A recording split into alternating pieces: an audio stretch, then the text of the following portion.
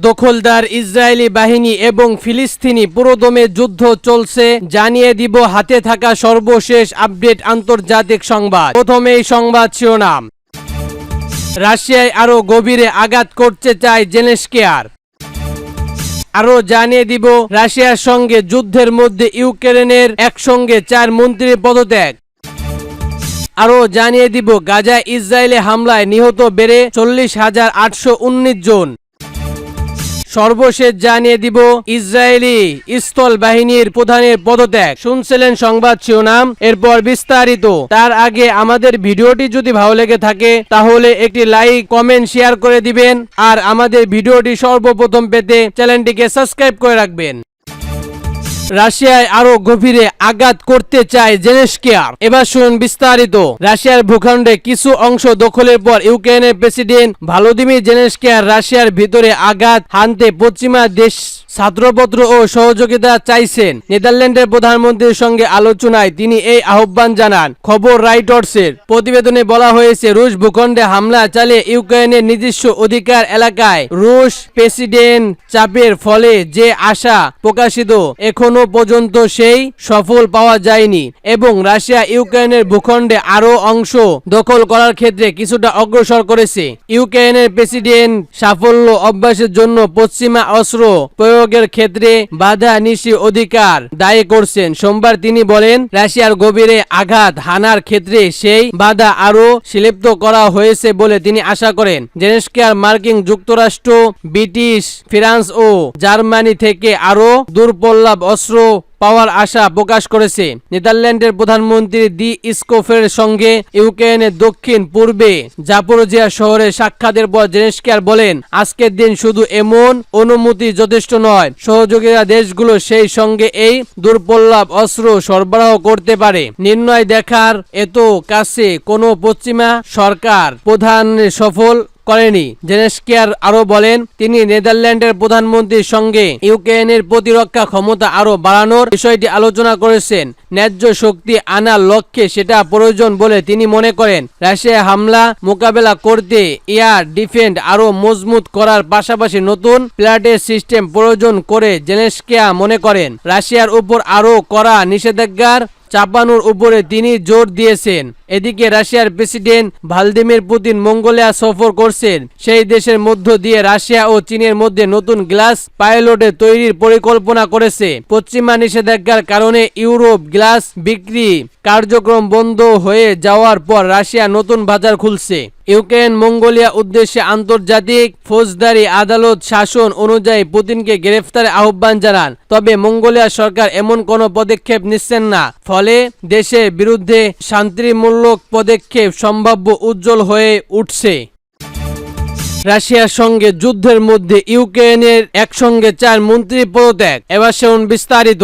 রাশিয়ার বিরুদ্ধে যুদ্ধরত ইউক্রেনের 4 মন্ত্রী পদত্যাগ করেছেন। এদের মধ্যে জেলেনস্কি ডেপুটি চিফ এবং স্টেপ একজন রয়িস্টাফ কর্মকর্তা রয়েছে। তিনি অর্থনীতি বিষয়ে দেখভাল করতেন। মঙ্গলবার বার্তা সংস্থা রাইটার্সের প্রতিবেদনে এ তথ্য জানানো হয়। প্রতিবেদনে বলা হয়, ইউক্রেনের কৌশলগত শিল্প মন্ত্রী, ওয়েবসাইট কমিউনিকেশন উপমন্ত্রী, ওহাল কমিউনিকেশন, বিচার মন্ত্রী এবং পরিবেশন ও মূল পরিবর্তন বিশেষজ্ঞ মন্ত্রীদের পদত্যাগের ফলে এখন ইউক্রেনের মন্ত্রিসভা 1/3 অংশ পদ খালি পড়ে আছে। চলিত মাসে যুক্তরাষ্ট্র সফরের আগে দেশটির ভিতরে শৃঙ্খলা আনতে এসব পদ পরিবর্তনের নিতে পারে প্রেসিডেন্ট ভলোদিমির জেলেনস্কি ও তার রাজনৈতিক চিত্র। স্থানীয় সময় মঙ্গলবার সন্ধ্যাকালীন ভাষণে জেলেনস্কি বলেন, তদন্তকালে ইউক্রেনের জন্য অন্তত গুরুত্বপূর্ণ হবে। ইউক্রেন যেন প্রয়োজনীয় সব ফলাফল অর্জন করতে পারে সে জন্য আমাদের রাষ্ট্রীয় প্রতিষ্ঠানে শৃঙ্খলা আনতে হবে। এই জন্য আমাদের অবশ্যই সরকারের কিছু প্রতিষ্ঠানকে শক্তিশালী করতে হবে এবং কিছু রদবদল করতে হবে। প্রেসিডেন্ট অফিসেও পরিবর্তন আসবে। এছাড়া প্রেসিডেন্ট ওয়েবসাইটে প্রকাশিত একটি ডিক্রির অনুসারে জেলেনস্কি তার ডেপুটি চিফ অফ স্টেটের একজন একজন রেজিস্ট্রার কর্মকর্তা বরখাস্ত করেছেন। তিনি অর্থনীতি বিষয়ে দেখভাল করতেন। জেনেস্কিয়া দখলের জন্য শ্রেষ্ঠ সদস্য যে আখর বলেছেন সরকারের বড় ধরনের বদল আনা হবে, এর ফলে একাধিক মন্ত্রী দখলে আসবে। তিনি বলেন আগামী বরখাস্তের একটি দিন আমাদের জন্য অপেক্ষা রয়েছে, তার পক্ষ হবে নিয়োগকারী। এদিকে ইউক্রেনের প্রভাব শহরে রুশ ক্ষেপণাস্ত্র হামলায় নিহত সংখ্যা বেড়ে দাঁড়িয়েছে 51 জনে, আহত হয়েছে 2 শতাধিক। স্থানীয় সময় মঙ্গলবার এ তথ্য জানিয়েছেন আঞ্চলিক গভর্নর। এখনো ধ্বংসপূর্ণ নিচে আটকে আছে 18 জন। এছাড়া ইউক্রেনের কোনো শহরে সবচেয়ে বড় ধরনের হামলা ঘটায়নি।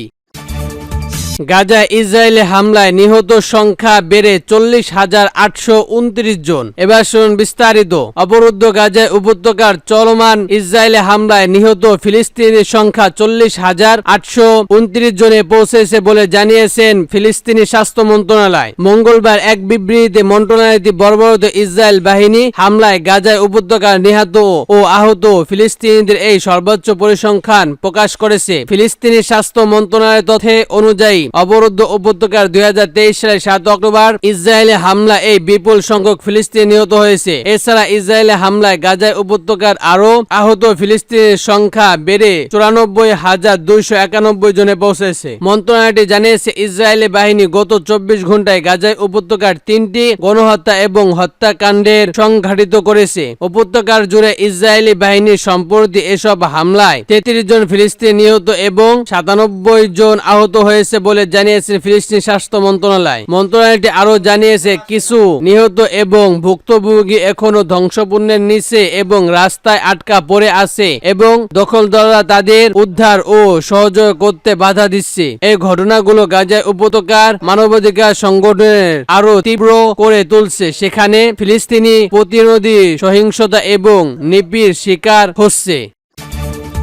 ইসরায়েলের স্থল বাহিনীর প্রধান পদত্যাগ করলো। এবার শুনুন বিস্তারিত।